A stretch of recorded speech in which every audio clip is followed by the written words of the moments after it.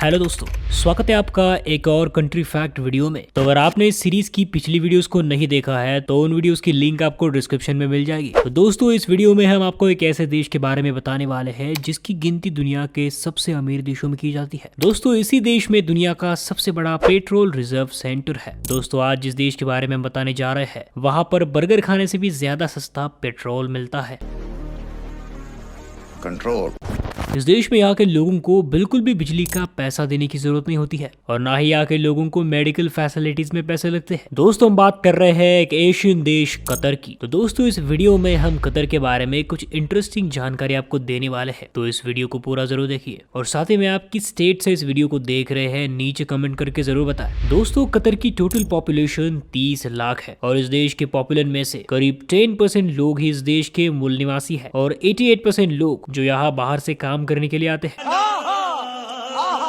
दोस्तों, कतर में भारतीयों की संख्या सबसे ज्यादा है। इस देश में 28% इंडियन लोग रहते हैं। बात करें इस देश के एरिया की तो इस देश का एरिया 11,610 पर स्क्वायर किलोमीटर है और इस देश की पॉपुलेशन डेंसिटी की बात करें तो कतर में आपको 248 लोग आपको पर स्क्वायर किलोमीटर पर देखने को मिलते हैं। यहाँ पर 96 लोग शहरों में रहते हैं तो 4% लोग रूरल एरिया में रहते हैं। मालदीव के बाद कतर दुनिया का सबसे बड़ा फ्लैट देश है। आज के समय में भी कतर में राजशाही शासन ही चलता है। तामीम बिन अहमद अल तानी यहाँ के आमीन शेख है, जिन्हें आप इस देश का राजा भी बोल सकते हैं। जब भी कतर देश की बात होती है तो पैसों की चर्चा सबसे ज्यादा होती है। इस देश के पास पैसों की कोई कमी नहीं है। यहाँ के सभी लोगों के पास बहुत ही ज्यादा पैसे हैं जिसकी मदद से वो लोग कुछ भी खरीद सकते हैं।